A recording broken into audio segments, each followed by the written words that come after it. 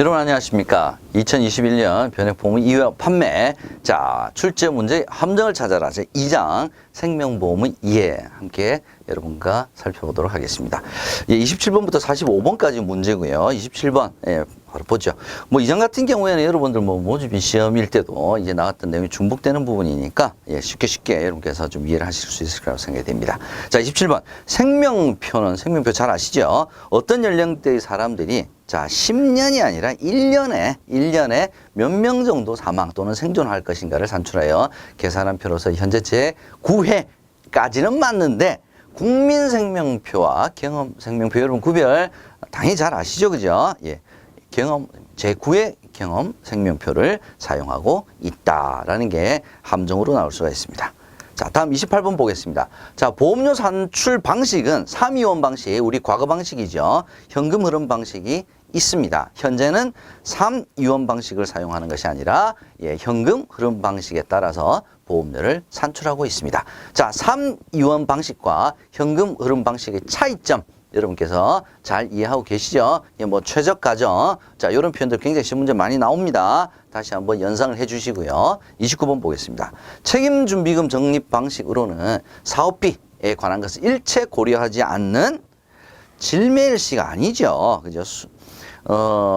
추가적으로 필요한 신계약비를 순보험료 부분에 대체하여 사용하고 이후의 부가보험료로 이를 대체하는 순보험료식 아니죠. 두 가지가 바뀌었죠. 예, 사업비를 일체 고려하지 않는 방식이 순보험료식 책임준비금 방식입니다. 그죠? 그래서 계약자 배당이 조금 지연될 수가 있다라는 점 여러분 특징 기억해 주시면 좋겠습니다. 자, 다음 30번 보겠습니다. 생명보험 상품은 보험사고 어떤 겁니까? 생존, 사망, 그죠? 이런 거죠, 그죠? 예, 생존, 정기보험이 갑자기 왜 들어갔죠? 정기보험 아무 의미가 없죠. 생존, 사고, 생사, 혼합으로 분류가 됩니다. 연금보험과 교육보험은 대표적인 생사, 혼합이 아니라 생존이죠. 예, 생존보험입니다. 그래서 얼마나 이제 오래 사느냐, 이제 생존을 대비한 상품이 바로 연금보험과 대표적인 것이 교육보험이다. 이렇게 보시면 되겠습니다. 너무 쉬운 내용이니까요. 자, 31번 보겠습니다. 보험료의 납입 여부, 보험증권의 작성 여부와 상관없이 당사자 사이의 의사 합치만으로 보험계약이 성립하는 것은 부합계약성이 아니라 낙성계약성이죠. 부합계약성은 어떤 겁니까? 약관 전체로서 동의를 할 거냐 말 거냐 기억하시죠? 이 두 가지 잘 구별해 두시면 되겠습니다. 32번 진단계약, 보험기간이 1년 미만인 계약, 전문보험계약자 체결한 계약은 청약철회를 인정하지 않는다. 과거에는 그랬었죠. 최근에 바뀌었죠. 보험기간 1년 미만인 계약이 아니라 90일 이내인 계약입니다. 이건 바뀐 부분이니까 꼭 기억을 해 두시라고 제가 하나 집어넣었습니다. 자, 33번 보겠습니다. 계약 체결 시에 계약자가 청약서에 자필 서명하지 않았습니다. 않았으면 어떻게 됩니까? 계약자는 그 계약이 성립한 날로부터 몇 개월 이내입니까? 1개월이 아니라 3개월 이내에 그 계약을 해지를 하는 것이 아니라 취소를 할 수 있죠. 취소. 자, 청약서에 자필 서명하지 않았다면 계약자 입장으로서는 누가 잘못했다고 생각하는 겁니까? 자기가 잘못한 게 아니죠. 그래서 3개월 이내에 언제든지 그 계약을 취소하고 보험료를 돌려받을 수가 있습니다. 34번. 보험회사의 보장 책임은 언제부터 개시가 됩니까? 증권교부하고는 아무 상관이 없습니다. 언제부터입니까? 제1회 보험료를 납입받은 날. 그날이 바로 예, 보장 책임 개시일입니다. 진단계약일 경우에는 1회 보험료 납입과 진단이 모두 다 종료된 시점. 납입하고 1회 보험료 납입하고 진단이 그 뒤에 이루어졌다면 이 진단일이 보장 개시일이 되겠죠. 그것만 구별해 주시면 되겠습니다. 자, 35번 보겠습니다. 해지 당시의 보험 수익자가 예, 이거 특별부활 이야기하는 거네요. 자, 특별부활은 누가 하는 겁니까? 수익자가 하는 겁니다. 자, 시험 문제 자주 나오는 게 뭐냐면 피보험자의 동의를 얻어야 되는 거냐, 아니면 보험 계약자의 동의를 얻어야 되는 거냐, 이것만 구별해 주시면 좋겠습니다. 최근에 많이 지문으로 언급이 되는 부분입니다. 피보험자가 아니라 바로 계약자의 동의를 얻어 특별부활을 청약을 할 수가 있습니다. 36번 보겠습니다. 근로소득자가 받게 되는 보장성 보험료의 세액공제 혜택. 세액공제, 보장성 보험료의 세액공제는 근로소득자만 해당이 됩니다. 자, 일반 보장성 보험료의 10% 아니죠. 장애인 전용 보장성 보험료 12% 아니죠. 이거는 뭐 무조건 암기를 해두셔야 됩니다. 예, 일반 보장성 보험료의 12, 장애인 전용 보장성 보험료의 15, 이 두 가지 반드시 기억을 해두셔야 됩니다. 계산 문제도 나올 수가 있습니다. 37번. 개인 사업자인 A씨는 보장성 보험에 가입한 후 1년 동안 100만 원 보험료를 납입을 했습니다. 이때 받을 수 있는 세액공제 금액은 12만 원이다. 얼핏 보면 12% 맞네 라고 생각하실 수가 있습니다만 방금 제가 말씀드렸죠. 보장성 보험 세액공제 혜택은 근로소득자에 한한다. 즉 개인 사업자는 보장성 보험에 가입을 하더라도 세액공제 혜택은 없습니다. 그래서 12만 원이 아니라 0원이 맞습니다. 없습니다. 38번 보겠습니다. 세액공제 대상 연금계좌의 납입 한도는 연금저축계좌의 납입 한도 300, 퇴직연금계좌에 납입한 금액을 합하여 600만 원이고 요거 아니죠. 예. 연금저축계좌 400, 합쳐서 700까지 할 수가 있습니다.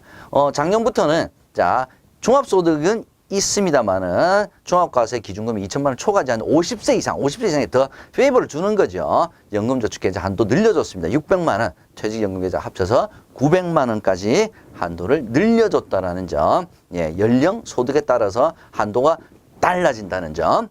여러분께서 한 번 더 기억을 해 두셔야 되겠습니다. 39번 보겠습니다. 확정급여형 퇴직연금계좌 DB형이네요. 세액공제를 받을 수 있는 연금계좌에 포함되지 않는다죠. 그러면 어떤 퇴직연금계좌가 예, 세액공제를 받을 수 있냐? 예, 확정기여형 퇴직연금계좌가 연금계좌에 포함이 됩니다. 이 지문이 계속 최근에 나오네요. 여러분께서 꼭 기억을 해두시면 좋겠습니다. 40번 보겠습니다. 월적립식 저축성보험의 보험차익 비과세 요건. 예전에는 이게 월적립식 보험차익 비과세 요건 굉장히 시험 문제 자주 나왔었는데 최근에 그렇게 많이 안 나옵니다만 이건 언제든지 나올 수 있는 문제입니다. 그리고 숫자가 많이 들어가기 때문에 자 최초 납입일로부터 납입기간이 10년 아니죠. 예, 몇 년입니까? 5년입니다. 기본보험료의 선납기간이 3개월 아니죠. 6개월입니다. 5년 6개월 이내여야 한다라는 거 숫자는 여러분께서 반드시 기억을 해 두시면 좋겠습니다. 41번 보겠습니다. 비과세 요건을 충족하지 못했어요. 자, 저축성보험 예, 딱 요건을 갖추게 되면 비과세 하죠. 근데 비과세 요건을 충족하지 못했어요. 그러면 보험 차익은 분류과세 하지 않습니다. 분류과세 하는 건 여러분 딱 두 가지만 있다고 생각하시면 돼요. 뭡니까? 양도, 퇴직. 그럼 비과세 요건을 충족하지 못했어요. 페이버를 주려고 하는데 요건을 충족 못했어요. 그럼 그냥 이자소득이죠. 이자소득입니다. 이 이자소득 2천만 이상일 때는 종합과세에 해당이 됩니다. 이자소득으로 과세한다. 기억을 해 두셔야 되겠습니다. 42번. 계약자가 보험료 납입 계약기간 만료 후에 50세 이후부터 사망 시까지 연금으로 지급받는 거. 자, 종신형 연금보험의 보험차익 비과세 요건입니다. 자, 여기서 제일 많이 언급되는 것이 50세가 아니라 몇 살부터 사망 시까지 연금으로 받아야 되냐?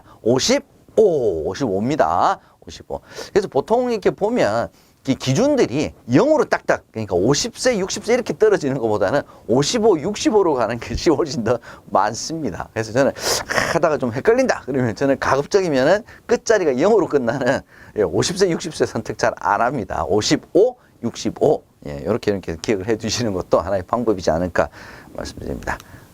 자, 다음 43번 보겠습니다. 연금계좌에서 연금 수령 요건을 충족하지 못했습니다. 자, 연금 수령 요건을 충족하지 못했으면 연금소득이 아니죠.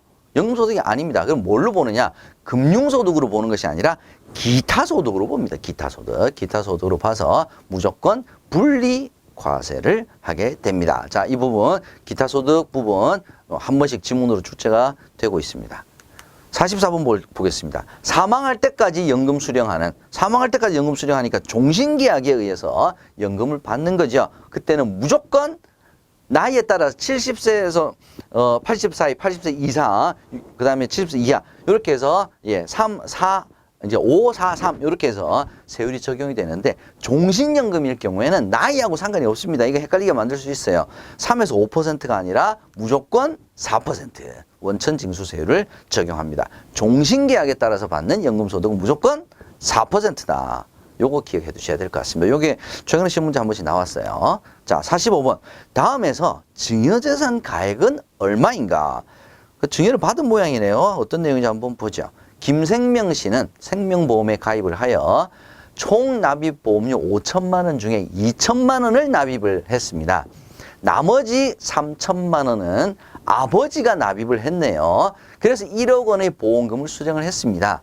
아주 그냥 기본적으로 간단하게 생각하시면 됩니다. 계산하시. 그러니까 총 5천만 원 중에 자기가 납입하지 않은 보험료의 비율, 5천만 원 중에 3천만 원을 아버지가 납입했죠. 자기 돈 아니죠. 그럼 몇 퍼센트입니까?